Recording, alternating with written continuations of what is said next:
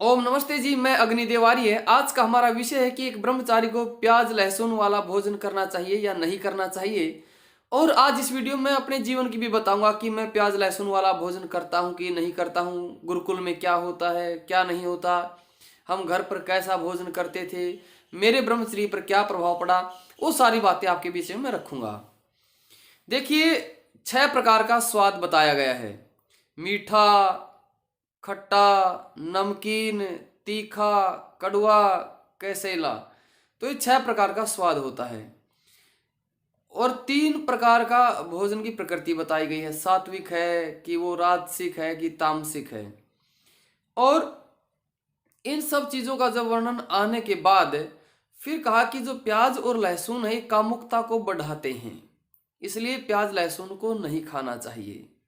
इसको तामसी भोजन में, राजसी तामसिक भोजन में लिया गया है। अब बात आती है कि घर में जो भोजन बनता है उसमें प्याज और लहसुन डलता है। अनेकों के मैसेज आए मेरे पास और उनको अब ये रहता है कि प्याज और लहसुन डल गया तो इससे मुझे रात्रि दोष हो जाएगा या कुछ और हो जाएगा। मतलब उसके मन में यही रहती है कि इससे मैं ठीक नहीं हो पा रहा हूं। लेकिन यदि हम इससे थोड़ा सा और आगे जाएं, देखो प्याज और लहसुन एक तो ये शाकाहारी में आते हैं, मांसाहारी में नहीं आते हैं। और दूसरी बात, लहसुन का अर्क अनेकों औषधियों में प्रयोग किया जाता है। इनमें हमारी जो रोग प्रतिरोधक क्षमता है वो बढ़ाने के बीच में सामर्थ्य होता है। इनमें एंटी बैक्टीरियल, एंटी फंगल और एंटी वायरल भी गुण पाए जाते हैं प्याज लहसुन में।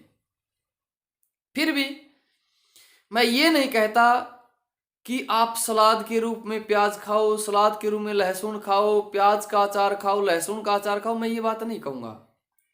लेकिन मैं इतना कहूंगा, यदि आपके घर में सामान्य डल रहा है तो आप उससे ज्यादा मन पे मत ले कि अरे मेरे घर में ये डल गया है, मैं ये करूं, मैं मेरा ब्रह्मचर्य ये हो रहा। कुछ नहीं, आप प्राणायाम करके इन चीजों को दूर कर सकते हैं। हाँ, अब जैसे हम हैं, कहीं जाते हैं तो प्याज लहसुन डला होता तो कोई बात नहीं, भोजन कर लेते हैं। उससे ये नहीं कह रहे नहीं नहीं हमारा तो अलग बनाओ, हमारा अलग भोजन होना चाहिए, हम ये नहीं करेंगे वो नहीं करेंगे। जो बन रहा है हमने जैसा खा लेते हैं। हाँ, हम ये मांसाहार वगैरह तो करते नहीं, ना ये फास्ट फूड खाते हैं, ना ये जो डालडा आदि का जो बेकार की चीजों का तला हुआ ये ऐसा सामान हम नहीं खाते हैं। आज जो चीजें जिसमें परमात्मा की चीजें हैं, सामान्य है, वो हम ले लेते हैं। तो अब जैसे गुरुकुल में है, गुरुकुल में प्याज लहसुन नहीं डलता है। जब मैं गुरुकुल में नहीं आया था, मैं घर रहता था, तो घर में सामान्य प्याज लहसुन का प्रयोग होता था। मेरे मन में कभी नहीं आया कि प्याज लहसुन मेरा ब्रह्मचर्य नष्ट कर देगा, प्याज लहसुन से मेरा ब्रह्मचर्य नाश हो जाएगा। मेरे मन में कभी नहीं आया, ना मैंने कभी इनको ऐसा माना। आज भी मैं सलाद के रूप में तो कभी प्याज नहीं लेता, लेकिन सब्जी में डल रहा है तो मैं कोई ऐसा वो भी नहीं मानता। हाँ, मैं समर्थन नहीं कर रहा हूं इस बात का कि आप प्याज लहसुन पूरा दब के खाओ। मैं कहता हूं अपनी मानसिकता ऐसी मत रखो कि प्याज लहसुन डला हुआ है तो मेरा ब्रह्मचर्य नष्ट हो जाएगा। इस मानसिकता को हटाना चाहता हूं मैं। अब आप घर वालों को बदल नहीं सकते और फिर आप भोजन भी करना छोड़ दोगे तो फिर क्या होगा? ठीक है ना। तो शरीर का आधार तो आहार, निद्रा और ब्रह्मचर्य ही है। तो इन चीजों को ज्यादा मन में ना रखें। डल रहा है, डला हुआ है, तो उसको आप घर में निरंतर बनना तो कोई बात नहीं। हाँ, सलाद के रूप में एक्स्ट्रा अलग से काट के खाना, अलग से डालना, ये ऐसा ना करें, इसको रोक दें। तो इससे ब्रह्मचर्य आपका नष्ट नहीं होगा। मैं कहता हूं यदि आप प्याज लहसुन रोक सकते हैं, नहीं खाना चाहते, इसको छोड़ सकते तो बहुत अच्छी बात है, मुझे कोई आपत्ति नहीं है। और यदि कभी कभार कहीं डल रहा है किसी घर में तो वहां भी आप ले ले तो तब भी कोई ऐसी बात नहीं। हाँ, लेकिन एक बात कहता हूं, ब्रह्मचर्य में कुछ काम आपको कभी भी नहीं करने, किसी भी मौके पर नहीं करने, किसी भी अवस्था में नहीं करने। कौन कौन से?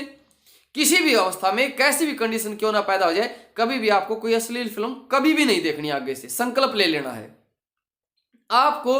अपनी मूत्रेंद्रिय के साथ कभी भी किसी प्रकार की कोई छेड़छाड़ नहीं करनी है, अश्लील छेड़छाड़ बिल्कुल भी नहीं करनी है। और आपको कोई भी अश्लील बात किसी मित्र के साथ या अश्लील विचार या अश्लील बातें करना बिल्कुल भी नहीं करना है। आपको किसी भी लड़की के साथ फ्रेंडशिप आदि ये चीजें भी इसको बिल्कुल नहीं करना। ये चीजें हैं जो आपके ब्रह्मचर्य को नष्ट कर सकती है, इनको नहीं करना है।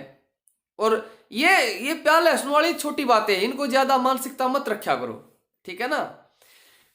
तो कुछ बातें आपकी समझ में आई होंगी। फिर भी मैं इसका समर्थन नहीं किया, मैं कहता अपने दिमाग से निकालो।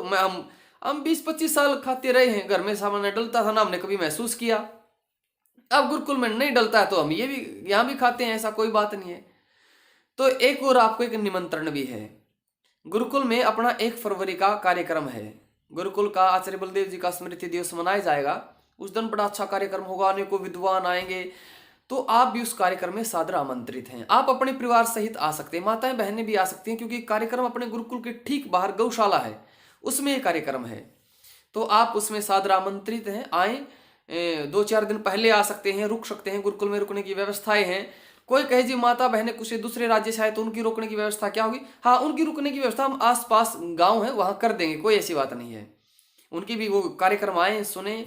साथ में मान लीजिए कोई पुत्र अपनी माँ को लेके आए, भाई चलो गुरुकुल दिखाते हैं, विचार सुनते हैं। माता पिता नहीं आने देते हो, कहता चलो एक दिन तो चलो, कम से कम कार्यक्रम तो देखो। कोई ऐसा आ सकते हैं तो उनको स्वागत है।